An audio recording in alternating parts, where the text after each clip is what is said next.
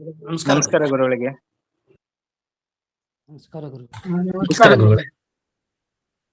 ನಮಸ್ಕಾರ ಹರೇ ಶ್ರೀನಿವಾಸ ಸಾಶ ನಮಸ್ಕಾರಗಳು ಗುರುಗಳಿಗೆ. ನಮಸ್ಕಾರ. ನಮಸ್ಕಾರ ಗುರುಗಳೇ. ಹರೇ ನಮ್ಮ ಆಚಾರ್ಯ.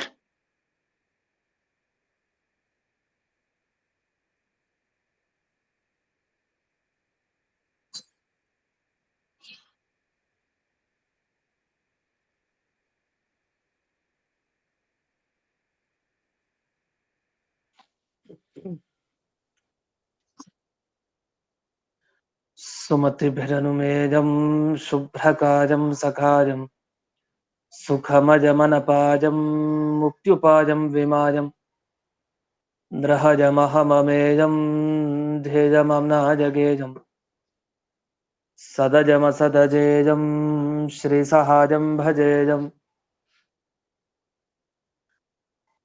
ಅಂಜನಾಸೂನು ಸಾನ್ನಿಧ್ಯಾತ್ ವಿಜಯೇನ ವಿರಾಜಿತಂ ಅಜಿತ ಪ್ರೀತಿಜನಕಂ ಭಜೇಹಂ ವಿಜಯಧ್ವಜಂ ತಪಸ್ವಾಧ್ಯಾಯ ಶುಶ್ರೂಷಾ ಕೃಷ್ಣ ಪೂಜಾರತಂ ಮುನಿಂ ವಿಶ್ವೇಶಮಿಷ್ಟದಂ ವಂದೇ ಪರಿಮ್ರಾಟ್ ಚಕ್ರವರ್ತಿನಂ ಶ್ರೀ ಗುರುಭ್ಯೋ ನಮಃ. ಹರಿ ಓಂ. ಜನ್ಮಾದ್ಯಸ್ಯ ಯತೋನ್ವಜಾದಿತರತಶ್ಚಾರ್ಥೇಷ್ವಭಿಘ್ನಸ್ವರಾಟ್ ತೇನೇ ಬ್ರಹ್ಮ ಹೃದಯ ಆದಿಕವಯೇ ಮುಖ್ಯಂತಿ ಯಂ ಸೂರಜಃ ತೇಜೋ ವಾರಿಮೃದಾಂ ಯಥಾ ವಿನಿಮಯೋ ಯತ್ರ ತ್ರಿಸರ್ಗೋ ಮೃಷಾ ಧಾಮ್ನಾ ಸ್ವೇನ ಸದಾ ನಿರಸ್ತಕುಹಕಂ ಸತ್ಯಂ ಪರಂ ಧೀಮಹಿ. ಓಂ ಸ್ವಸ್ತ್ಯಸ್ತು ಸತಾಂ ಅಶೇಷ ಸನ್ಮಂಗಲಾನಿ ಭವಂತು. ಸಮ್ಯಕ್ ಶ್ಲೋಕೈಕ ಶ್ರವಣ ಪಠನ ಮಾತ್ರೇಣ ವಕ್ತುಶ್ಚ ಶ್ರೋತॄಣಾಂ ನಿಖಿಲ ಕಲಿಕೃತ ಕಲ್ಮಷ ಅಪನೋದನ ಪಟುತರೆ ಶ್ರೀಮದ್ಭಾಗವತೆ ಮಹಾಪುರಾಣೆ ದ್ವಿತೀಯ ಸ್ಕಂಧೆ ಷಷ್ಠಾಧ್ಯಾಯ ಅದ್ಯ ಕಥಾನುವಾದೇ ಸತಿ ಕಿಂಚಿತ್ ಪೂರ್ವ ಕಥಾನುವಾದಃ. ಈ ಹಿಂದೆ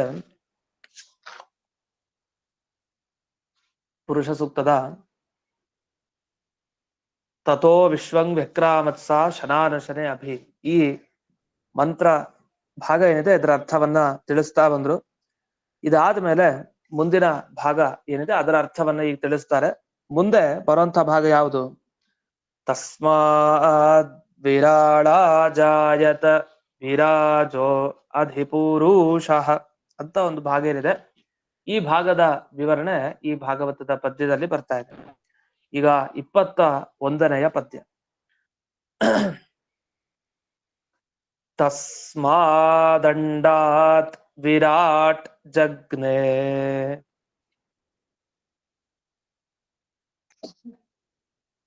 ಭೂತೇಂದ್ರಿಯ ಗುಣಾಶ್ರಯಃ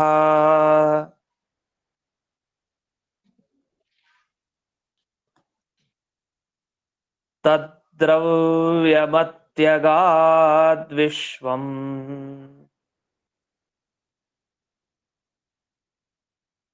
ಗೋಭಿಃ ಸೂರ್ಯ ಇವಾಶ್ರಯಂ.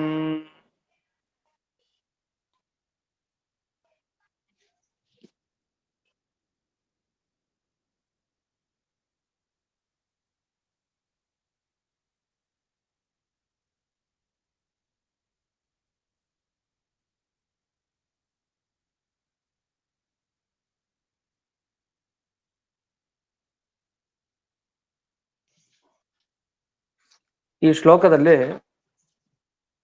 ಬ್ರಹ್ಮದೇವರ ಉತ್ಪತ್ತಿಯನ್ನು ಹೇಳ್ತಾರೆ. ಬ್ರಹ್ಮದೇವರು ಹುಟ್ಟಿದ್ರು ಅಂತ. ವಸ್ತುತಃ ಈಗಾಗಲೇ ಹಿಂದೆ ಎಲ್ಲ ವಿರಾಟ್ ರೂಪ ಪರಮಾತ್ಮನಿಂದ ಯಾರ್ಯಾರು ಹುಟ್ಟಿದ್ರು ಅಂತ ಎಲ್ಲ ತಿಳಿಸ್ತಾ ಬಂದಿದ್ರು. ಇದೇನಂದ್ರೆ ಬ್ರಹ್ಮಾಂಡವನ್ನ ವ್ಯಾಪಿಸ್ಕೊಂಡು ಚತುರ್ಮುಖ ಬ್ರಹ್ಮದೇವರಿದ್ದಾರೆ. ಆ ಚತುರ್ಮುಖ ಬ್ರಹ್ಮದೇವರು ಇಡೀ ಬ್ರಹ್ಮಾಂಡವನ್ನ ವ್ಯಾಪಿಸ್ಕೊಂಡೇನಿದ್ದಾರೆ. ಅಂಥ ರೂಪ ಬ್ರಹ್ಮರೂಪ ಏನಿದೆ ಅದರ ಬಗ್ಗೆ ಈಗ ತಿಳಿಸ್ತಾರೆ. ಅದನ್ನ ವಿವರವಾಗಿ ತಿಳಿಸ್ಕೊಳ್ತಾ ಹೋಗ್ತಾರೆ. ತುಂಬಾ ವಿವರಣೆ ಇದೆ ಶ್ಲೋಕಕ್ಕೆ. ಈ ಒಂದೇ ಶ್ಲೋಕ ಅದರ ತುಂಬಾ ವ್ಯಾಖ್ಯಾನದಲ್ಲಿ ತುಂಬಾ ಬರೆದಿದೆ ಈ ಶ್ಲೋಕಕ್ಕೆ. ಮೊದಲು ಇದನ್ನು ತಿಳಿಬೇಕಂತ ಏನಂದ್ರೆ ಬ್ರಹ್ಮಾಂಡ ಇದು ಅಂಡಾತ್ ಅಂತ ಬರುತ್ತೆ. ಈ ಬ್ರಹ್ಮಾಂಡ ಸೃಷ್ಟಿ ಮಾಡಿದ್ ಯಾಕೆ? ಮೊದಲು ಬ್ರಹ್ಮಾಂಡ ಸೃಷ್ಟಿ ಮಾಡಿದ್ ಯಾಕೆ ಅಂದ್ರೆ ಈ ಮಹತ್ತತ್ವ ಅಹಂಕಾರ ತತ್ವ ಎಲ್ಲ ಸೃಷ್ಟಿ ಮಾಡ್ಬೇಕಾಗಿದೆ. ಅದಕ್ಕೊಂದು ಬ್ರಹ್ಮಾಂಡ ಸೃಷ್ಟಿ ಆಗ್ಬೇಕು. ಈ ಬ್ರಹ್ಮಾಂಡ ಸೃಷ್ಟಿ ಮಾಡಿದ ಮೇಲೆ ಬ್ರಹ್ಮದೇವರನ್ನ ಅಲ್ಲಿ ಸೃಷ್ಟಿ ಮಾಡ್ತಾರೆ. ಬ್ರಹ್ಮದೇವರಿಗೆ ಒಂದು ಹೆಸರಿದೆ. ನಾವ್ ಇದುವರೆಗೂ ವಿರಾಟ್ ಅಂತಂದ್ರೆ ಪರಮಾತ್ಮನಿಗೆ ಹೆಸರು, ವಿರಾಟ್ ರೂಪಿ ಪರಮಾತ್ಮ ಅಂತ ಕೇಳಿದ್ವಿ. ಈ ವಿರಾಟ್ ಅನ್ನೋ ಹೆಸರು ಭಗವಂತನಿಗಿದೆ, ಹಾಗೆ ಬ್ರಹ್ಮದೇವರಿಗೂ ಇದೆ ವಿರಾಟ್ ಅಂತ. ವಿರಾಟ್ ಪುರುಷ ಅಂತ ಎಲ್ಲಾರು ಬಂದ್ರೆ ನಾವು ತಕ್ಷಣ ವಿಷ್ಣುವನ್ನ ತಗೊಳ್ಳೋದು ಅಂತಲ್ಲ, ಬ್ರಹ್ಮದೇವರನ್ನು ತಗೊಳ್ಬೇಕು. ಯಾಕೆಂದ್ರೆ ಬ್ರಹ್ಮಾಂಡದ ಒಳಗಡೆ ವಿರಾಟ್ ಎನ್ನುವ ಹೆಸರಿನ ಬ್ರಹ್ಮದೇವರು ತಾವು ಪ್ರಾದುರ್ಭಾವಗೊಂಡ್ರು ಅಂತ, ಅಂದ್ರೆ ಅವರ ಉತ್ಪತ್ತಿಯನ್ನ ಹೇಳುವಂತಹದ್ದು. ಆ ಬ್ರಹ್ಮದೇವರು ಹೇಗಿದ್ದಾರೆ, ವಿರಾಟ್ ಅನ್ನೋ ಹೆಸರಿನ ಬ್ರಹ್ಮದೇವರು ಅಂದಾಗ ಇಲ್ಲಿ ವರ್ಣಿಸ್ತಾ, ಭೂತೇಂದ್ರಿಯ ಗುಣಾಶ್ರಯ. ಈ ಕಾಣಿಸುವಂತ ಯಾವುದೇ ಪಂಚಭೂತಗಳಾಗ್ಲಿ, ಕಾಣದೇ ಇರುವಂತಹ ಭೂತ ಆಗ್ಲಿ, ಅಂತೂ ಪೃಥ್ವಿ, ಆಕಾಶ, ವಾಯು, ತೇಜಸ್ಸು, ಜಲ, ಇದೆಲ್ಲದಕ್ಕೂ ಆಧಾರ ಯಾರು ಅಂದ್ರೆ ಈ ಬ್ರಹ್ಮಾಂಡದ ಒಳಗಡೆ ಯಾವ ಚತುರ್ಮುಖ ಬ್ರಹ್ಮದೇವರು ಹುಟ್ಟಿದ್ರಲ್ಲ ಅವರೇ ಆಧಾರ ಅಂತೆ. ಅವರು ಮುಖ್ಯ. ಅವರು ತಮ್ಮ ಅಧೀನದಲ್ಲಿ ಇವರು ಇದನ್ನೆಲ್ಲ ಇಟ್ಕೊಂಡಿದ್ದಾರೆ. ಅಷ್ಟೇ ಅಲ್ಲ, ಬ್ರಹ್ಮಾಂಡದ ಒಳಗಡೆ ಇರೋ ಜೀವರು ಯಾರ್ಯಾರಿದ್ದಾರೆ, ಪ್ರತಿಯೊಬ್ಬ ಜೀವರಿಗೆ ದೊಡ್ಡ ಸ್ಥಾನದಲ್ಲಿರೋರು ಯಾರು, ಚತುರ್ಮುಖ ಬ್ರಹ್ಮದೇವರು. ಅವರಿಗೂ ಜನಕ ಅಂದ್ರೆ ಯಾರು, ಅದು ವಿರಾಟ್ ರೂಪಿ ಪರಮಾತ್ಮ ಭಗವಂತ. ಇನ್ನು ಪ್ರತಿಯೊಂದು ಇಂದ್ರಿಯಗಳಾಗಬಹುದು, ಅಂದ್ರೆ ಕರ್ಮೇಂದ್ರಿಯ ಅಥವಾ ಜ್ಞಾನೇಂದ್ರಿಯ, ಕಿವಿ, ಕಣ್ಣು, ಮೂಗು, ಈ ತರದ ಇಂದ್ರಿಯಗಳಾಗಬಹುದು, ಅಥವಾ ಕೈ, ಕಾಲು ಮುಂತಾದ ಇಂದ್ರಿಯಗಳು. ಈ ಎಲ್ಲ ಇಂದ್ರಿಯಗಳಿಗೆ ಅಷ್ಟೇ ಅಲ್ಲ, ಆ ಇಂದ್ರಿಯಗಳಿಂದ ಏನನ್ನ ನೋಡ್ತೀವಿ, ಏನನ್ನ ಕೇಳ್ತೀವಿ, ಅಂತಹ ಶಬ್ದ, ರೂಪ, ರಸ, ಸ್ಪರ್ಶ, ಶಬ್ದ, ಇದಕ್ಕಾಗಬಹುದು, ಅಥವಾ ಎಲ್ಲ ದಿಗ್ದೇವತೆಗಳೇನಿದ್ದಾರೆ ಅವ್ರಿಗಾಗಬಹುದು. ಯಾರ ಆಧಾರ ಅಂದ್ರೆ ಎಲ್ಲರೂ ಈ ವಿರಾಟ್ ರೂಪಿ ಬ್ರಹ್ಮದೇವರ ಅಧೀನದಲ್ಲಿ ಇರ್ತಾರಂತೆ. ಇದನ್ನ ಈ ಶ್ಲೋಕದಲ್ಲಿ ತಿಳಿಸ್ತಾ ಇದ್ದಾರೆ. ಹಾಗಾದ್ರೆ ಬ್ರಹ್ಮಾಂಡದ ಒಳಗಡೆ ಬ್ರಹ್ಮದೇವರು 2 ರೂಪದಿಂದ ಹುಟ್ಟಿದಾರಂತೆ. ಒಂದು ಬಿರಿಂಚ ಅನ್ನೋ ಒಂದು ರೂಪದಿಂದ, ಮತ್ತೊಂದು ಚತುರ್ಮುಖ ಅನ್ನೋ ರೂಪದಿಂದ ಹುಟ್ಟಿದ್ದಾರೆ. ಯಾರು, ಬ್ರಹ್ಮದೇವರು. ಈ ಬ್ರಹ್ಮದೇವರು ಮುಂದಕ್ಕೆ ಏನ್ ಮಾಡ್ತಾರೆ, ಏನಿಲ್ಲ, ಯಾವಾಗ ಪರಮಾತ್ಮ ಈ ಬ್ರಹ್ಮಾಂಡವನ್ನ ಸೃಷ್ಟಿ ಮಾಡಿಕೊಟ್ಟ, ಅದಾದ ಮೇಲೆ ಅನೇಕರನ್ನ ಸೃಷ್ಟಿ ಮಾಡ್ತಾ ಹೋದ. ಒಂದು ಬ್ರಹ್ಮದೇವರ ಸೃಷ್ಟಿ ಆಯ್ತು. ಅಷ್ಟೇ ಅಲ್ಲದೇನೆ ಬ್ರಹ್ಮದೇವರು ಮುಂದಕ್ಕೆ ರುದ್ರದೇವರನ್ನ, ಹಾಗೆ ಪ್ರತಿಯೊಬ್ಬ ದೇವತೆಗಳ ಸೃಷ್ಟಿ ಏನೇನಾಗ್ಬೇಕೋ ಇಡೀ ಜಗತ್ತನ್ನು ಅವರು ನಂತರ ಸೃಷ್ಟಿ ಮಾಡಿದ್ರು. ಹೀಗಾಗಿ ಎಲ್ಲರಿಗೂ ತಂದೆಯ ಸ್ಥಾನದಲ್ಲಿ ಇದೆ ಬ್ರಹ್ಮದೇವರು. ಹಾಗಾಗಿ ಬ್ರಹ್ಮದೇವರು ತಾವು ಪೋಷಕರು, ಪಾಲಕರು ಅಂತ ಅನ್ನಿಸ್ಕೊಳ್ತಾರೆ. ಅದರಿಂದ ಅವರ ಅಧೀನದಲ್ಲಿ ಪ್ರತಿಯೊಬ್ಬ ಜೀವಿ, ಪ್ರತಿಯೊಂದು ಪದಾರ್ಥ ಈ ಬ್ರಹ್ಮಾಂಡದ ಒಳಗಡೆ ಏನೇನ್ ಕಾಣ್ತಾ ಇದೆ ಅದೆಲ್ಲ ಬ್ರಹ್ಮದೇವರ ಅಧೀನ ಅಂತ ಇಷ್ಟನ್ನೆಲೆ ಹೇಳಿದ್ರು. ಅದನ್ನ ತಿಳಿಯುವಂತ ಕ್ರಮ ಹೇಗೆ ಅನ್ನೋದನ್ನ ಇಲ್ಲಿ ಟಿಪ್ಪಣಿಯಲ್ಲಿ ಇನ್ನು ವಿಸ್ತಾರವಾಗಿ ಬರೆಕೊಂಡು ಹೋಗ್ತಾರೆ. ಇಲ್ಲಿ ಗೋಭಿಹಿ ಸೂರ್ಯ ಇವ ಗೋಭಿಹಿ ಅತ್ಯಗಾತ್ ಅಂತ ಒಂದು ವಾಕ್ಯವನ್ನ ಬಳಸಿದ್ದಾರೆ. ಇದಕ್ಕೇನ್ ಅರ್ಥ ಅಂದ್ರೆ, ಈಗ ಸೂರ್ಯ ಇದ್ದಾನೆ, ಸೂರ್ಯ ತನ್ನ ಕಿರಣಗಳನ್ನ ಎಲ್ಲಾ ಕಡೆ ಹಾಕ್ತಾನೆ. ಸೂರ್ಯನ ಅಧೀನ ಎಲ್ರು ಕೂಡ, ಯಾಕೆ ಸೂರ್ಯ ಕಿರಣ ಬೇಕೇ ಬೇಕು. ಸೂರ್ಯನ ಕಿರಣ ಹೇಗೆ ಎಲ್ಲಾ ಕಡೆ ಬೇಕಾಗಿದೆಯೋ, ಎಲ್ಲರಿಗೂ ಬೇಕಾಗಿದೆಯೋ, ಅದೇ ರೀತಿ ಈ ಪರಮಾತ್ಮನು ಕೂಡ ತನ್ನ ಎಲ್ಲ ಕಿರಣಗಳಿಂದ ಉತ್ಕೃಷ್ಟ ಮೇಲಕ್ಕೆ ಇದ್ದಾನೆ ಅಂತ ಹೀಗೊಂದು ವರ್ಣನೆ ಬರುತ್ತೆ.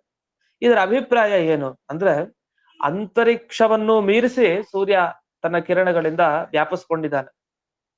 ಆದ್ರೆ ಅವರಿಗಿಂತಲೂ ಕೂಡ ಉತ್ತಮರಾದವರಿದ್ದಾರೆ. ಯಾವುದು ಅಂತಂದ್ರೆ, ಈ ಭೂತ, ಪಂಚಭೂತಗಳು ಅಥವಾ ಇಂದ್ರಿಯಗಳು ಅಥವಾ ಶರೀರ ಆಗ್ಬಹುದು, ಇದು ಯಾವುದರ ಸಂಪರ್ಕ ಇರದ ಭಗವಂತ, ಅವನು ಅದಕ್ಕಿಂತಲೂ ಶ್ರೇಷ್ಠ. ಅಂದ್ರೆ ನಾವು ಕಾಣ್ತಾ ಇರೋ ಈ ಆಕಾಶದಲ್ಲಿ ಎಲ್ಲರಿಗಿಂತಲೂ ಎತ್ತರದಲ್ಲಿರೋನು ಸೂರ್ಯ ಅಂತ ನಮಗ ಅನಿಸ್ತಾ ಇದೆ.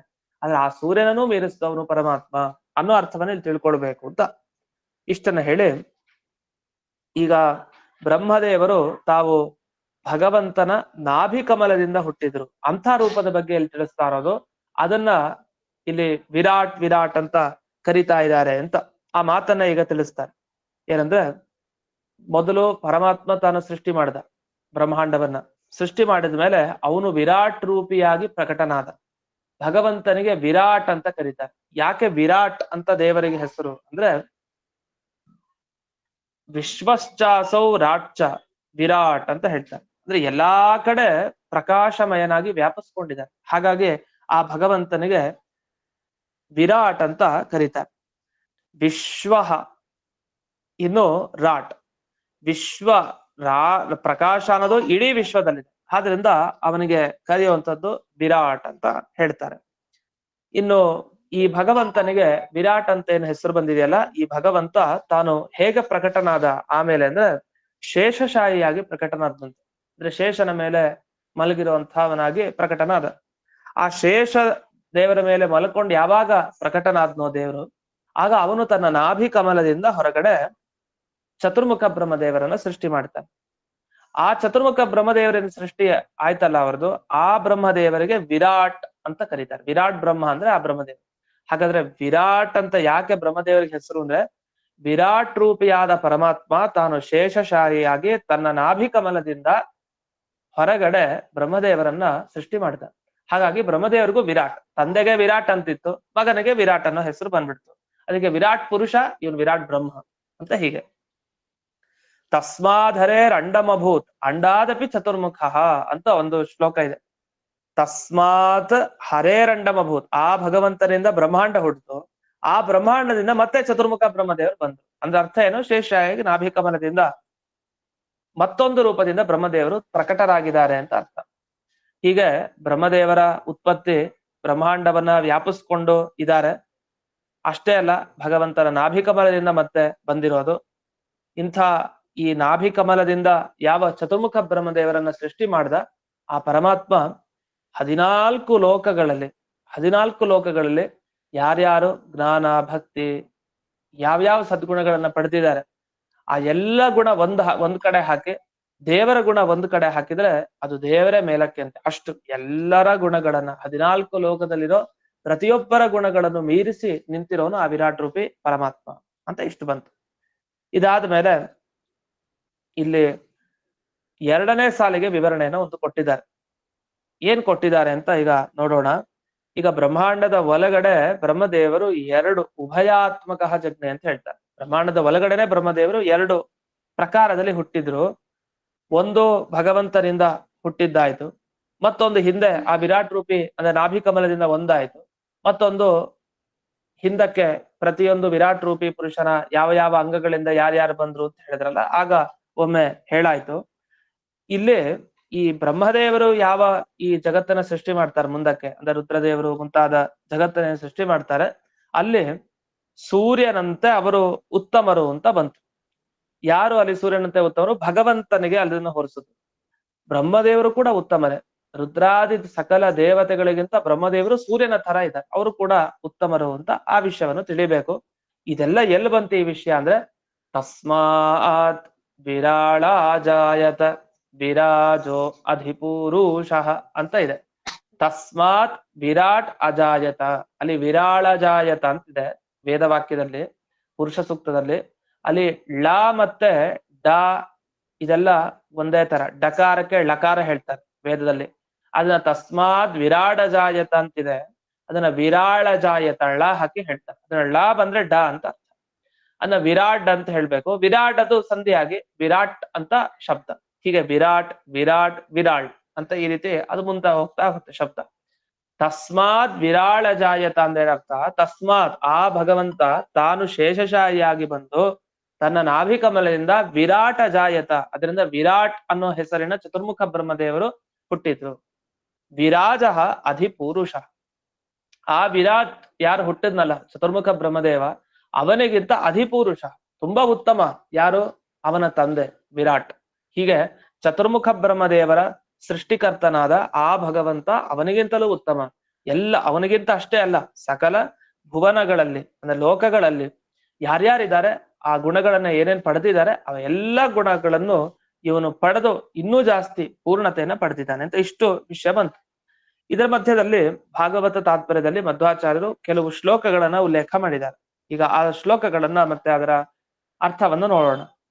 ತಸ್ಮಾಧರೇರಂಡಮಭೂತ್ ಅಂಡಾದಪಿ ಚತುರ್ಮುಖ ಸವಿರಾಣ್ಣಾಮಕಸ್ತಸ್ಮಾತ್ ಅಧಿಕೋ ಹರಿರೇವತು. ಇದು 2 ಸಾಲು ಈಗಾಗಲೇ ತಿಳಿಸಿದ ಅರ್ಥನೇ. ಹರೇರಂಡಮಭೂತ್, ಭಗವಂತನಿಂದ ಬ್ರಹ್ಮಾಂಡ, ಆ ಬ್ರಹ್ಮಾಂಡದಿಂದ ಚತುರ್ಮುಖ, ಆ ಚತುರ್ಮುಖನಿಗೆ ವಿರಾಟ್ ಅನ್ನೋ ಹೆಸರು, ಆ ವಿರಾಟ್ ಚತುರ್ಮುಖನಿಗಿಂತ ಅಧಿಕ ಯಾರು? ಭಗವಂತನೇ. ಇಷ್ಟು ಬಂತು. ಇದು 2 ಸಾಲಿಗೆ ಅರ್ಥ. ಮುಂದೆ ಅಂಡಾಜ್ಜಾತಸ್ಯ ತಸ್ಯಾನ್ಯತ್ ರೂಪಂ ಪದ್ಮಾದ ಭೂಧರೇ ಯದೋ ಭಜಾತ್ಮಕೋ ಜಗ್ನೆ ಬ್ರಹ್ಮ ಲೋಕ ಪಿತಾಮಹ. ಬ್ರಹ್ಮದೇವರು ಅಂದ್ರೇನು? ಲೋಕ ಪಿತಾಮಹ, ಇಡೀ ಲೋಕದ ಜನರಿಗೆ ತಾತ ಸ್ಥಾನ. ಪಿತಾಮಹ ಯಾರು ಅಂದ್ರೆ ಅದು ಬ್ರಹ್ಮದೇವರು. ಅಂತ ಬ್ರಹ್ಮದೇವರು ತಾವು ಭಗವಂತನ ನಾಭಿ ಕಮಲದಿಂದ ಹೊರಕ್ಕೆ ಬಂದ್ರು. ಅಂಡದಿಂದ ಮೊದಲು ಬಂದಿದ್ರು, ಅಂಥ ಬ್ರಹ್ಮದೇವರೇ ನಾಭಿ ಕಮಲದಿಂದಲೂ ಬಂದ್ರು. ಹೀಗೆ ಈ ಉಭಯಾತ್ಮಕ ಎರಡು ರೀತಿಯಲ್ಲಿ ಪ್ರಕಟಗೊಂಡ ಬ್ರಹ್ಮದೇವರು ಲೋಕ ಪಿತಾಮಹ, ಇಡೀ ಲೋಕಕ್ಕೆ ಪಿತಾಮಹರ ಸ್ಥಾನವನ್ನ ಪಡೆದಿರೋರು. ತದೈವ ಸೋತಿರಿಕ್ತೋಭೂತ್ ಶರ್ವ ಪೂರ್ವಾಪರಾಜನಾತ್. ಆ ಬ್ರಹ್ಮದೇವರನ್ನ ಹುಟ್ಟಿಸಿದಂತಹ ಯಾವ ಭಗವಂತನಿದ್ದಾನೆ ಅವನು ಎಲ್ಲರಿಗಿಂತಲೂ, ರುದ್ರದೇವರಿಂದ ಹಿಡಿದು ಪ್ರತಿಯೊಬ್ಬರಿಗಿಂತಲೂ ಶ್ರೇಷ್ಠ. ಬ್ರಹ್ಮದೇವರಿಗಂತೂ ಅವನು ಜನಕ, ಹುಟ್ಟಿಗೆ ಕಾರಣ ಆದ್ರಿಂದ ಅವರಿಗಿಂತಲೂ ಶ್ರೇಷ್ಠನೇ ಅಂತ ಇಷ್ಟುವರೆಗೆ ಇಲ್ಲಿ ಭಾಗವತ ತಾತ್ಪರ್ಯದಲ್ಲಿ ಆ ಸಂವಾದ ತೋರಿಸಿದ್ದಾರೆ. ಬೇರೆ ಕಡೆನೂ ಕೂಡ ಇದೇ ವಿಷಯವನ್ನ ತಿಳಿಸಿದ್ದಾರೆ, ಭಾಗವತದಲ್ಲಿ ಬಂದ ವಿಷಯವನ್ನ ಅಂತ. ಇದೆಲ್ಲ ಯಾಕೆ ತಿಳಿಸ್ತಾ ಇದ್ದಾರೆ ಅಂದ್ರೆ, ಕೆಲವರು ಇಲ್ಲಿ ಬೇರೆ ಬೇರೆ ಪಾಠಗಳನ್ನ ಇಟ್ಕೊಂಡಿದ್ದಾರೆ. ಭಾಗವತದ ಈ ಶ್ಲೋಕವನ್ನ ಸ್ವಲ್ಪ ಬದಲಾಯಿಸಿ ಅರ್ಥ ಮಾಡಿದ್ದಾರೆ. ಅವ್ರ ಪ್ರಕಾರ ಏನಂದ್ರೆ, ಹೀಗೆ ಅರ್ಥ ಅವರು ಮಾಡೋದು, ಭಗವಂತ ಎರಡನ್ನ ಸೃಷ್ಟಿ ಮಾಡ್ತಾನೆ. ಒಂದು ವಿರಾಟ್ ಪುರುಷರನ್ನ ಸೃಷ್ಟಿ ಮಾಡ್ತಾನೆ, ಮತ್ತೊಂದು ಬ್ರಹ್ಮಾಂಡವನ್ನ ಸೃಷ್ಟಿ ಮಾಡ್ತಾನೆ. ಯಾವಾಗ ಬ್ರಹ್ಮಾಂಡವನ್ನ ಭಗವಂತ ಸೃಷ್ಟಿ ಮಾಡ್ತಾನೋ ಆ ಬ್ರಹ್ಮಾಂಡಕ್ಕಿಂತ ಅವನು ಶ್ರೇಷ್ಠನಾಗ್ತಾನೆ. ಯಾಕೆಂದ್ರೆ ಯಾರು ಯಾವುದನ್ನ ಸೃಷ್ಟಿ ಮಾಡ್ತಾರೋ ಆ ಸೃಷ್ಟಿ ಮಾಡೋದು ಅವರೇ ತಾನೆ. ಅದರಿಂದ ಅವ್ರು ಆ ಸೃಷ್ಟಿ ಮಾಡೋ ವಸ್ತು ಬರ್ಬೇಕು ಅಂದ್ರೆ ಇವರೇ ಇರ್ಬೇಕು, ಇವನಿಲ್ಲದೆ ಅದ್ರ ಸೃಷ್ಟಿನೇ ಆಗಲ್ಲ. ಹಾಗಾಗಿ ಸೃಷ್ಟಿ ಮಾಡಿದ ವಸ್ತುಗಿಂತ ಇವನೇ ಶ್ರೇಷ್ಠ. ಯಾರು ಜನಕ ತಂದೆನೋ ಅವನು ಶ್ರೇಷ್ಠ. ಯಾಕೆಂದ್ರೆ ಅದು ಬರ್ಬೇಕಲ್ಲ, ಭೂಮಿಯಲ್ಲಿ ಕಾಣಿಸ್ಬೇಕಲ್ಲ, ಕಾಣಿಸಿದ್ದೇ ಅವನಿಂದ, ಅದರಿಂದ ಅವನು ಶ್ರೇಷ್ಠ. ಆಮೇಲೆ ಅವನಿಂದ ಹುಟ್ಟಿದ ಆ ವಸ್ತು ಶ್ರೇಷ್ಠ. ಹೀಗ್ ನೋಡಿದಾಗ ಇಡೀ ಲೋಕಗಳೇನಿದೆ, ರುದ್ರದೇವರಿಂದ ಹಿಡಿದು ಸಮಗ್ರ ಲೋಕ, ಈ ಎಲ್ಲ ಲೋಕಕ್ಕಿಂತ ಶ್ರೇಷ್ಠ ಯಾರು? ಬ್ರಹ್ಮದೇವರು. ಯಾಕೆ ಬ್ರಹ್ಮದೇವರಿಲ್ಲ ಅಂದ್ರೆ ಇದು ಯಾವ್ದು ಲೋಕಗಳು ಇಲ್ಲ, ಏನೂ ಇಲ್ಲ. ಸರಿ, ಬ್ರಹ್ಮದೇವರು ಎಲ್ಲಿಂದ ಬಂದ್ರು? ಬ್ರಹ್ಮದೇವರು ಜ್ಞಾನ ಬರ್ತಾ ಇದೆ ಅಂತ ಆದ್ರೆ ಅವರಿಗೂ ಜನಕನಾದ ಪರಮಾತ್ಮ ಅವನೇ ಅಂತಿಮ. ಅವನಿಲ್ಲ ಅಂದ್ರೆ ಇದು ಯಾವುದು ಮುಂದಕ್ಕೆ ಇಲ್ವೇ ಇಲ್ಲ. ಹೀಗೆ ಯಾವುದನ್ನ ಯಾರು ಸೃಷ್ಟಿ ಮಾಡ್ತಾರೋ ಆ ಸೃಷ್ಟಿ ಮಾಡಿದ ವಸ್ತುವಿಗಿಂತ ಆ ಸೃಷ್ಟಿ ಮಾಡಿದವ್ರು ಏನಿದಾರೋ ಅವರು ಬಹಳ ಉತ್ತಮ ಅಂತ ಅರ್ಥ. ಈ ರೀತಿ ಕೆಲವರು ವ್ಯಾಖ್ಯಾನವನ್ನ ಮಾಡ್ಕೊಂಡ್ರು. ಆದ್ರೆ ಇದು ಅಷ್ಟು ಉಚಿತ ಅಲ್ಲ ಅಂತ. ಯಾಕೆ ಅಂತ ಮುಂದೆ ಕಾರಣ ಕೊಡ್ತಾರೆ. ಇದು ಒಂದು ವ್ಯಾಖ್ಯಾನ ಆಯ್ತು. ಕೆಲವ್ರು ಏನ್ ಹೇಳ್ತಾರೆ ಅಂದ್ರೆ, ಈ ವಿರಾಟ್ ಪುರುಷ ಏನಿದ್ದಾರೆ ಅಂದ್ರೆ ಬ್ರಹ್ಮಾಂಡದಿಂದ ಹುಟ್ಟಿದ ವಿರಾಟ್ ಪುರುಷ ಅಂದ್ರೆ ಬ್ರಹ್ಮದೇವರ ಬಗ್ಗೆ ಬಂದ್ಬಿಟ್ರಿ ಅವರು. ಆ ವಿರಾಟ್ ಪುರುಷ ಏನಿದ್ದಾನೆ ಅವನು ಬ್ರಹ್ಮಾಂಡದ ಹೊರಗಡೆನೂ ಮೀರಿ ನಿಂತಿದ್ದಾನೆ ಅಂತ. ಆದ್ರೆ ಇದನ್ನ ಹೇಳಲಿಕ್ಕೆ ಹೋಗ್ತಾ ಇದೆ ಇಲ್ಲಿ. ಯಾಕೆ ಬ್ರಹ್ಮದೇವರ ಬಗ್ಗೆ ಅಲ್ಲಿ ಮಹಾತ್ಮೆ ಅಲ್ಲ, ಹೊರತು ಬ್ರಹ್ಮದೇವರಿಗೆ ಕಾರಣರಾದ ಆ ವಿರಾಟ್ ರೂಪಿ ಪರಮಾತ್ಮನ ಬಗ್ಗೆ ಮಹಿಮೆಯನ್ನ ತಿಳಿಸ್ಬೇಕು. ಅದರಿಂದ ಬ್ರಹ್ಮದೇವರ ಬಗ್ಗೆ ಹೇಳ್ತಾರೋ ವಿಷಯ ಅಲ್ವೇ ಅಲ್ಲ ಇದು. ಇನ್ನು ಕೆಲವರು ಇನ್ನೇನ್ ಅರ್ಥ ಮಾಡಿದ್ರು ಅಂದ್ರೆ, ಬ್ರಹ್ಮದೇವರು ಮತ್ತೆ ಈ ಪರಮಾತ್ಮ ಈ ಇಬ್ಬರ ರೂಪವನ್ನ ಒಂದು ಅಂತ ಕನ್ಫ್ಯೂಷನ್ ಆಗೋಯ್ತು. ಅಂದ್ರೆ ವಿರಾಟ್ ಅಂತ ಹೆಸರು ಬರೋದ್ರಿಂದ ಭಗವಂತನೇ ವಿರಾಟ್ ಆದ, ಚತುರ್ಮುಖ ಬ್ರಹ್ಮದೇವರು ಈ ವಿರಾಟ್ ಒಂದೇ ಅನ್ನೋ ಈ ರೀತಿ ಕಲ್ಪನೆಗೂ ಹೊರಟೋದ್ರು. ಆದ್ರೆ ಇದು ಯಾವ್ದು ಅರ್ಥ ಅಲ್ಲ. ನಿಜವಾಗಿ ಏನರ್ಥ ಅಂದ್ರೆ, ಇಲ್ಲೇ ಹೇಳಿದ್ದು ಎಲ್ಲಾ ಜೀವರಿಗಿಂತ ಬ್ರಹ್ಮದೇವರು ಉತ್ತಮರು, ಆ ಬ್ರಹ್ಮದೇವರಿಗಿಂತ ದೇವರು ಉತ್ತಮ. ಇಷ್ಟು ಚೆನ್ನಾಗಿದೆ. ಒಂದು ಜೀವೋತ್ತಮ, ಒಂದು ಸರ್ವೋತ್ತಮ. ಈ ಎರಡು ಜೀವೋತ್ತಮರು ಯಾರು, ಸರ್ವೋತ್ತಮರು ಯಾರು ಅನ್ನೋ ವಿಷಯವನ್ನ ಈ ಪುರುಷ ಸೂಕ್ತದಲ್ಲಿ ಮತ್ತೆ ಈ ಭಾಗವತ ಶ್ಲೋಕದಲ್ಲಿ ಹೇಳಿರೋದು. ಅದರಿಂದ ಇದು ಸೊಗಸಾದ ವ್ಯಾಖ್ಯಾನ. ಇದನ್ನ ತಿಳ್ಕೊಳ್ಬೇಕು ಹೊರತು ಬೇರೆ ಯಾವುದೇ ವ್ಯಾಖ್ಯಾನ ಸರಿ ಇಲ್ಲ ಅಂತ ತಿಳಿಸ್ಲಿಕ್ಕೋಸ್ಕರ ಇಷ್ಟು ವಿವರಣೆಯನ್ನ ಇಲ್ಲಿ ಮಾಡಿದ್ದಾರೆ. ಇನ್ನು ಹರಿಯೇ ಶ್ರೇಷ್ಠ ಅಂತ ಯಾಕೆ ಅನ್ನೋದಕ್ಕೆ ಒಂದು ಕಾರಣವನ್ನು ಕೊಟ್ಟಿದ್ದಾರೆ. ಈಗ ಬೇರೆ ಎಲ್ಲ ಜೀವರಿಗೆ ಈ ಸತ್ವಗುಣ, ರಜೋಗುಣ, ತಮೋಗುಣ ಇದರಿಂದ ನಿರ್ಮಿತವಾದ ಪ್ರಕೃತಿ ಬಂಧನ ಇದೆ, ಶರೀರ ಇದೆ, ಇಂದ್ರಿಯಗಳು ಎಲ್ಲ ಇದೆ, ಎಲ್ಲ ಪ್ರಾಕೃತ. ಆದ್ರೆ ಪರಮಾತ್ಮನಿಗೆ ಮಾತ್ರ ಇದು ಯಾವುದರ ಸಂಪರ್ಕನೂ ಇಲ್ಲ, ಅಂತ ಅವನಿಗೆ ಶರೀರ ಇಲ್ಲ. ಹಾಗಾಗಿ ಅವನು ಎಲ್ಲರನ್ನು ಮೀರಿಸಿದಾನೆ ಅವನು ಅಂತ. ಇದೆಲ್ಲ ಬಂದಿದ್ ಮಾತು ಎಲ್ಲಿ ಅಂದ್ರೆ, ಇಲ್ಲಿವರೆಗೂ ಹೇಳಿದ ಮಾತು ಮಧ್ವಾಚಾರ್ಯರು ಭಾಗವತ ತಾತ್ಪರ್ಯದಲ್ಲಿ ಉಲ್ಲೇಖ ಮಾಡಿದ ಮಾತು ಇದು ಗಾರುಡೆ ಅಂತ ಹೇಳ್ತಾರೆ. ಅಂದ್ರೆ ಗರುಡ ಪುರಾಣದ ಮಾತು ಅಂತ ಹೇಳ್ತಾರೆ. ಇಷ್ಟು ಇಲ್ಲಿ ಮಧ್ವಾಚಾರ್ಯರು ತಮ್ಮ ಭಾಗವತ ತಾತ್ಪರ್ಯದಲ್ಲಿ ಹೇಳಿದ ವಿಷಯ. ಇದಾದ್ಮೇಲೆ ಇಲ್ಲಿ ಯಾದುಪತ್ಯ ಟಿಪ್ಪಣಿ ಇದೆ. ಯಾದುಪತ್ಯ ಟಿಪ್ಪಣಿಯಲ್ಲಿ ಪ್ರತಿಯೊಂದನ್ನು ಕೂಡ ಎಲ್ಲ ವಿಮರ್ಶೆ ಮಾಡಿ ಒಂದು ಪ್ಯಾರ ಬರೆದಿದ್ದಾರೆ, ದೀರ್ಘವಾದ ಪ್ಯಾರ ಬರೆದಿದ್ದಾರೆ. ಅದರ ಸಾರ ಏನು, ಅವ್ರೇನ್ ವಿಶೇಷ ವಿಚಾರಗಳನ್ನ ಹೇಳಿದ್ದಾರೆ ಅದನ್ನ ನೋಡ್ತಾ ಹೋಗೋಣ. ಅದ್ರ ಮೊದಲಿಗೆ ಅವ್ರು ಹೀಗೆ ಶುರು ಮಾಡ್ತಾರೆ. ಏನಂದ್ರೆ, ಭಗವಂತನ ಮಹಿಮೆ ಬಗ್ಗೆ ಪುರುಷ ಸೂಕ್ತಲ್ಲಿ ನೋಡಿದ್ವಿ ಹಿಂದೆ. ಯಾಕೆಂದ್ರೆ ತನ್ನ ಪ್ರತಿಯೊಂದು ಅಂಗಾಂಗಗಳಿಂದ ಯಾವ ವಸ್ತು ಸೃಷ್ಟಿ ಮಾಡಿದ ದೇವರು ಯಾವುದನ್ನು ಬಿಟ್ಟಿಲ್ಲ. ಪ್ರತಿಯೊಂದು ಪದಾರ್ಥವನ್ನು ತನ್ನ ಅಂಗಾಂಗಗಳಿಂದ ಸೃಷ್ಟಿ ಮಾಡಿದ್ದಾನೆ. ಇಂಥ ಮಹಾಮಹಿಮ ದೇವರು ಇನ್ನೂ ಸೃಷ್ಟಿ ಯಾಕೊಂದು ನಿಲ್ಲಿಸ್ಲೇ ಇಲ್ಲ. ಆ ಸೃಷ್ಟಿಯನ್ನ ತಾನು ಮಾಡ್ದ, ಒಂದು ಬ್ರಹ್ಮಾಂಡಕ್ಕೆ ಬಂದ, ಸೃಷ್ಟಿ ಮಾಡ್ದ ಬ್ರಹ್ಮಾಂಡವನ್ನ. ಆಮೇಲೆ ಆ ಬ್ರಹ್ಮಾಂಡದ ಒಳಗಡೆ ಪೂರ್ಣ ಸೇರ್ಕೊಂಡ. ಆಮೇಲೆ ಅಲ್ಲೇ ಬ್ರಹ್ಮದೇವರನ್ನು ಕೂಡ ಸೇರಿಸ್ದ. ಅವನಿಗೂ ಒಂದು ಹೆಸರು ಕೊಟ್ಟ, ಅದಕ್ಕೆ ವಿರಾಟ್ ಅಂತ ಕರೀತಾರೆ. ಸುಮ್ನೆ ಬ್ರಹ್ಮದೇವರು ಬರ್ಲಿಲ್ಲ, ಅವನು ನಾಭಿ ಕಮಲದಿಂದ ಬಂದಲ್ಲ. ಆ ನಾಭಿ ಕಮಲದಿಂದ ಬ್ರಹ್ಮಾಂಡ ಹುಡ್ತು ಅಂದ್ರೆ ಅರ್ಥ. ಆ ನಾಭಿ ಕಮಲದಲ್ಲಿ ಏನೇನಿದೆ, ಆ ಬ್ರಹ್ಮಾಂಡದ ಗುಣಗಳು ಅಂದ್ರೆ ಪಂಚಭೂತಗಳು, ಮತ್ತೆ 11 ಇಂದ್ರಿಯಗಳು, ಮತ್ತೆ ಸತ್ವ ರಜೋ ತಮೋ ಗುಣಗಳು, ಇವೆಲ್ಲ ಆ ಬ್ರಹ್ಮಾಂಡ ಆಶ್ರಿತವಾದ ಬ್ರಹ್ಮಾಂಡ ಎಲ್ಲಿದೆ ಆ ಪದ್ಮದಲ್ಲಿ, ಆ ಕಮಲದಲ್ಲಿ ಎಲ್ಲವೂ ಕೂಡ ಇದೆ. ಸರಿ, ಆ ಬ್ರಹ್ಮನಿಗಿಂತ ಭಗವಂತ ಉತ್ತಮ ಅಂತ ಬಂತಲ್ಲ. ಆಗ ಬ್ರಹ್ಮದೇವರ ಪರಿಚಯವನ್ನು ಹೇಳ್ತಾರೆ. ವಸ್ತುತಃ ಬ್ರಹ್ಮದೇವರಿಗೂ ಪ್ರಕೃತಿ ಬಂಧನ ಏನಿಲ್ಲ, ಅವ್ರಿಗೂ ಏನು ಪ್ರಕೃತಿ ಇದನ್ನು ಕಟ್ಟಾಕಲ್ಲ. ಆ ಲಕ್ಷ್ಮೀ ದೇವಿ ಅಭಿಮಾನಿನಿ ದೇವತೆ ಪ್ರಕೃತಿಗೆ. ಅದರ ಬಂಧನಕ್ಕವ್ರಿಗೆ ಒಳಗಾಗದೆ ಇದ್ರು ಪ್ರಕೃತಿ ಜೊತೆಗಿರ್ತಾರೆ ಬ್ರಹ್ಮದೇವರು. ಅಷ್ಟಂತೂ ಇದೆ. ಅದ್ರ ಪ್ರಕೃತಿಯ ಚೂರು ಸಂಬಂಧ ಇಲ್ಲದೆ ಇರೋ ಹಾಗಿರೋರು ಮಾತ್ರ ಅದು ದೇವರು ಮಾತ್ರ. ಅವನು ಈ ಬ್ರಹ್ಮದೇವರಿಗಿಂತ ತುಂಬಾ ಉತ್ತಮ ಅಂತ. ಅದನ್ನ ತಸ್ಮಾತ್ ವಿರಾಳ ಜಾಯತ ವಿರಾಜೋಧಿ ಪುರುಷ ಈ ವಾಕ್ಯಕ್ಕೆ ಅರ್ಥವನ್ನಾಗಿ ಹೇಳಿದ್ರು. ಇಷ್ಟಾದ್ಮೇಲೆ ಮುಂದಕ್ಕೆ ಈ ಬ್ರಹ್ಮದೇವರು ಯಾವ ನಾಭಿ ಕಮಲದಲ್ಲಿದ್ದಾರೆ, ಅದು ಬ್ರಹ್ಮಾಂಡ ಆಗ್ಬಹುದು ಅಥವಾ ಕಮಲ ಆಗ್ಬಹುದು. ಈ ಕಮಲ ಅಂದ್ರೆ ಏನಂತ ತಿಳ್ಕೊಂಡಿದ್ದೀರಿ? ಸಮಗ್ರ ಎಲ್ಲಾ ಲೋಕಗಳಿಗೆ ಆಶ್ರಯವಾದದ್ದು ಆ ಕಮಲ. ಎಲ್ಲಾ ಲೋಕಗಳು ಆ ಕಮಲದಲ್ಲಿದೆ. ಆದ್ರೆ ಆ ಕಮಲವನ್ನ ಸೃಷ್ಟಿ ಮಾಡಿದ್ದೇ ಆ ದೇವರು. ಅದರಿಂದ ಆ ಕಮಲ ಬಂದಿದ್ದೇ ದೇವರಿಂದ. ಆದ್ರಿಂದ ಕಮಲಕ್ಕಿಂತ ಆ ಭಗವಂತ ಶ್ರೇಷ್ಠ, ಅಥವಾ ಆ ಕಮಲದಿಂದ ಹುಟ್ಟಿದ ಬ್ರಹ್ಮಾಂಡಕ್ಕಿಂತ ಭಗವಂತ ಶ್ರೇಷ್ಠ, ಅಥವಾ ಆ ಕಮಲದಲ್ಲಿ ಹುಟ್ಟಿದ ಬ್ರಹ್ಮದೇವರಿಗಿಂತ ಆ ಭಗವಂತ ಶ್ರೇಷ್ಠ. ಹೀಗೆ ಅರ್ಥ ಮಾಡ್ಕೊಳ್ಳಿ ಅಂತ ವಿವರಿಸಿದ್ರು.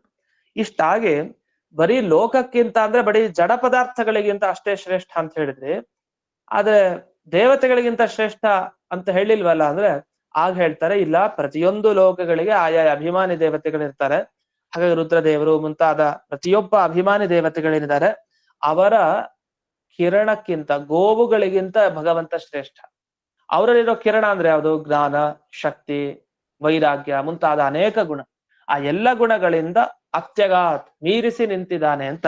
ಇದು ಪುರುಷ ಸೂಕ್ತದ ಮಂತ್ರ ನಮಗೆ ಚೆನ್ನಾಗಿ ಗೊತ್ತಿದ್ದಾಗ ಇನ್ನು ಅನುಭವಕ್ಕೆ ಬರುತ್ತೆ. ಅಲ್ಲಿ ಬರ್ತಾ ಸಜಾತೋ ಅತ್ಯರಿಚ್ಯತ ಪಶ್ಚಾತ್ ಭೂಮಿ ಮಥೋ ಪುರಃ ಅಂತ ಬಂದಿದೆ. ಅಲ್ಲಿ ಅತ್ಯರಿಚ್ಯತ ಅಂತ ಒಂದು ಶಬ್ದ ಹಾಕಿದ್ದಾರೆ. ಅದರ ಅರ್ಥವನ್ನೇ ಇಲ್ಲಿ ಬಿಡಿಸಿರೋದು, ತುಂಬಾ ಮೀರಿ ನಿಂತಿರೋನು ಅಂತ. ಇನ್ನು ಮುಂದೆ ಹೋಗ್ತಾ ಈ ವಿರಾಟ್ ಪುರುಷನ ಬಗ್ಗೆನೆ ಅಪ್ರಾಕೃತ ದೇಹ ಇರೋನು ಅಂತ ತಿಳ್ಕೊಳ್ಳಿ. ಭಗವಂತ ಯಾಕೆ ಶ್ರೇಷ್ಠ ಚತುರ್ಮುಖ ಬ್ರಹ್ಮದೇವರಿಗಿಂತ? ಅವನ ದೇಹ ಅಪ್ರಾಕೃತ.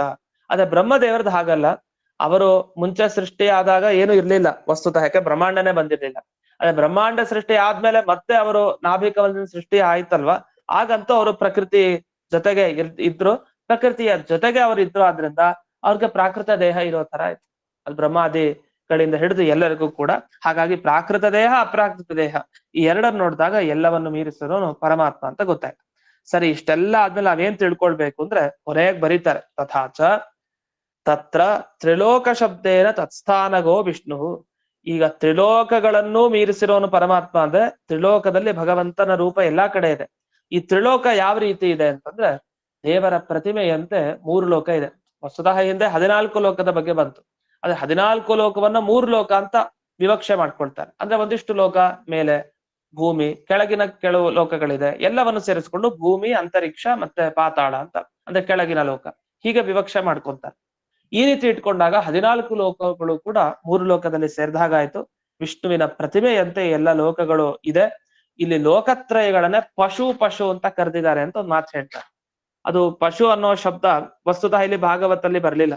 ಇಲ್ಲಿ ಟಿಪ್ಪಣಿಯಲ್ಲಿ ಬಿಡಿಸ್ತಾ ಏನೇ ಹೇಳ್ತಾರೆ ಅಂದ್ರೆ ಪಶೂನ್ ತಾಂಶ್ಚಕ್ರೆ ವಾಯವ್ಯಾನ್ ಆರಣ್ಯಾನ್ ಗ್ರಾಮ್ಯಾಶ್ಚಯ ಅಂತ ಮುಂದೆ ಶಬ್ದಗಳೆಲ್ಲ ಬರುತ್ತೆ. ಆ ಪಶು ಅನ್ನೋ ಶಬ್ದಕ್ಕೆ ಹೀಗೂ ಒಂದ್ ಅರ್ಥ. ಇದೆಲ್ಲ ಪಶುಗಳ ತರ ಅಂತಂದ್ರೆ ಏನರ್ಥ? ಎಲ್ಲ ಪರಾಧೀನ.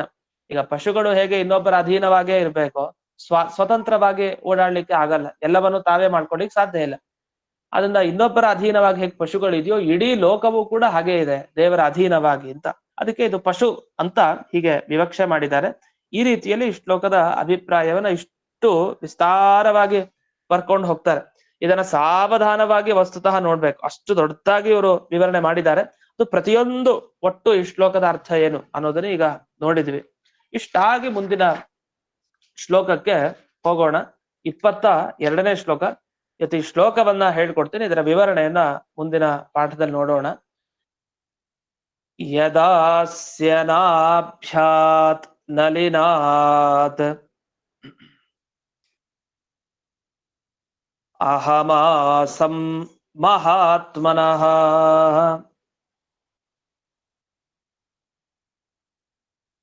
ನಾವಿಂದಂ ಯಜ್ಞ ಸಂಭಾರಾನ್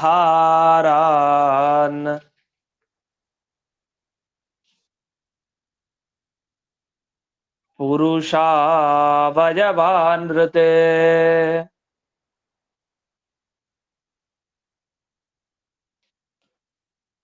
ಇನ್ನು ಮುಂದಿನ ಪಾಠ ನಾಳೆ ಮತ್ತೆ ನಾಡಿದ್ದು ಯಥಾಕ್ರಮವಾಗಿ ಅನಧ್ಯಯನ ಇರೋದ್ರಿಂದ ಇರೋದಿಲ್ಲ. 2 ದಿವಸ ಬಿಟ್ಟು ಮತ್ತೆ ದ್ವಿತೀಯ ತಿಥಿಯಿಂದ ಮತ್ತೆ ಪಾಠ ಅಂತ ಹೇಳ್ತಾ ಇಂದಿನ ಈ ಪಾಠವನ್ನ ಅಸ್ಮದ್ ಗುರುವಂತರ್ಗತ ವ್ಯಾಸತೀರ್ಥ ಗುರುವಂತರ್ಗತ ಭಾರತೀಯ ರಮಣ ಮುಖ್ಯ ಪ್ರಾಣ ಅಂತರ್ಗತ ಶ್ರೀಮನ್ಮೂಲ ಗೋಪಾಲಕೃಷ್ಣನಿಗೆ ಅರ್ಪಣೆ ಮಾಡ್ತೇನೆ. ಶ್ರೀಕೃಷ್ಣ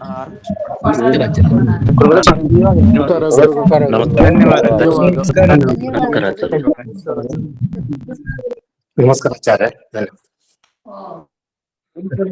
ನಮಸ್ಕಾರ.